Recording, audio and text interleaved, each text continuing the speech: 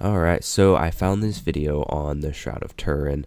It's called Shroud of Turin Expert. Evidence is beyond all doubt. So I want to watch the video through and then give my thoughts on it at the end. So let's jump right into that. Perhaps no religious artifact on planet Earth creates as much fascination and controversy as the Shroud of Turin. Is this the real burial cloth of Jesus of Nazareth?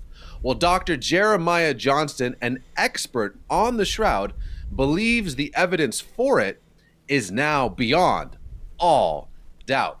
So, my friend, that is a huge statement. Why do you believe that? Well, it's great to be with you, Raj, on CBN News. I believe that based on the evidence, 102 scientific disciplines have spent over 600,000 hours of scientific study on the Shroud of Turin.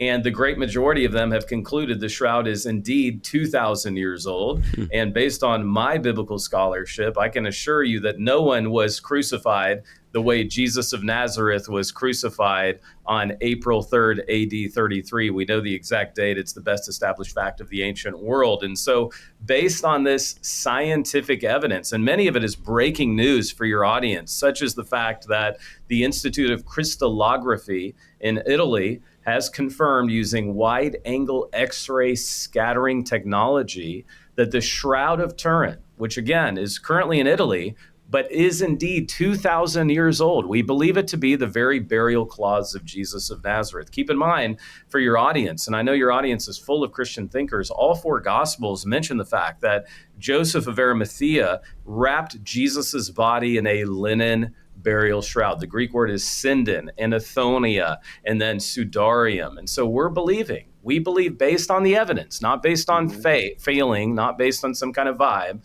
but based on the evidence that we do indeed have a 2,000-year-old burial shroud. Now, why do we believe it's Jesus? Raj, unlike other burial shrouds, and we have many of them that we have discovered from the land of Israel. Think about Lazarus. He's buried in a burial shroud in John chapter 11 when Jesus raises him from the dead.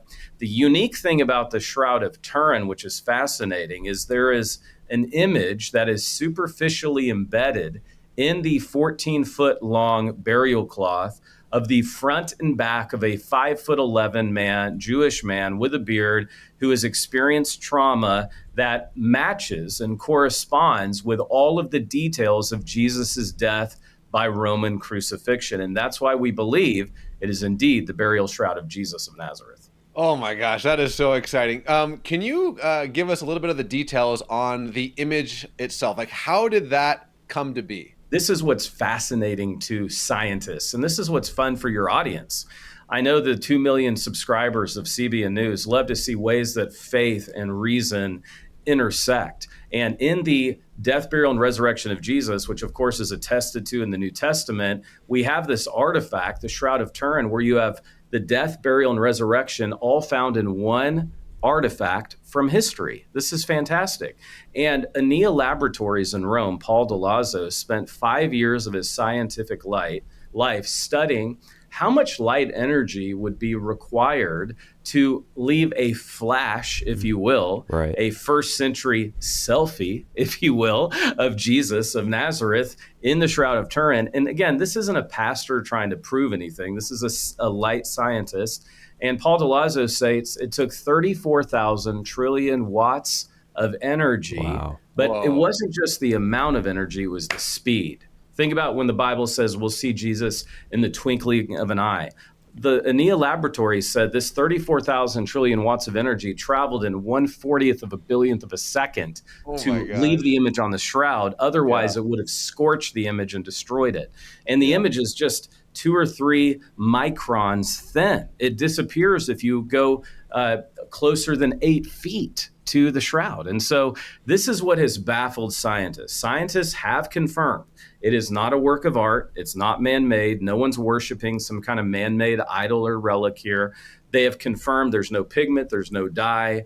But they have also said, we have no idea how this happened. The best rocket scientists of our day, Raj, cannot explain how the image is embedded in the linen cloth. They can't duplicate it. Oh my gosh, that's so exciting. No, I know for a lot of folks, especially, let's just call it a Western American Christian perspective, and myself included, there's this immediate pushback. Was like, oh, this feels like the Holy Grail. This feels Indiana Jonesy. But I've talked with you, obviously, over the years, and the more that the evidence comes out, it's like, guys, this might be legit. And I know you believe it 100%, but here's the most important question.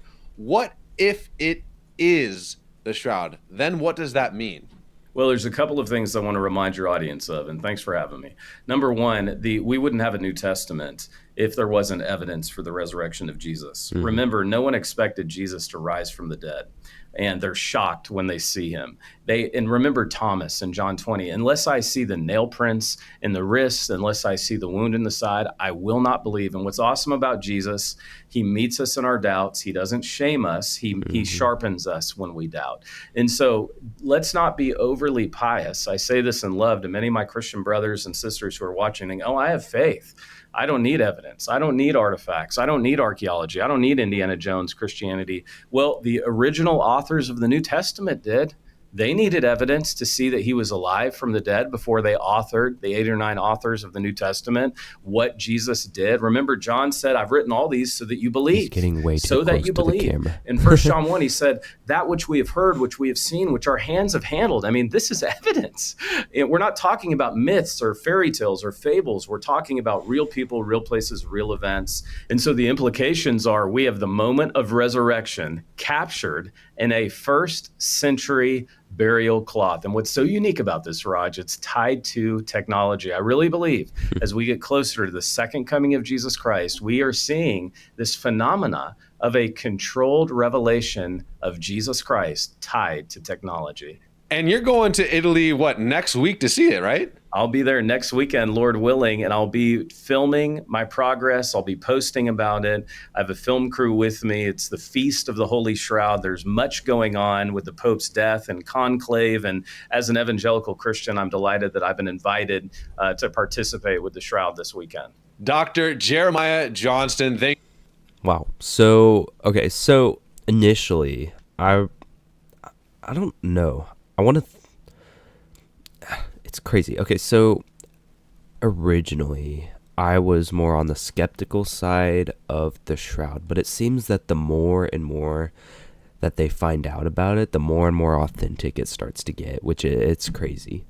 So yeah, so they have it dated to around 2,000 years old. I think the image is crazy because the amount of energy it would have taken to get that image onto it is insane. And so yeah, where I would stand on that now, I don't know. I mean, the evidence is really compelling for it. The evidence is compelling. I do have to say that.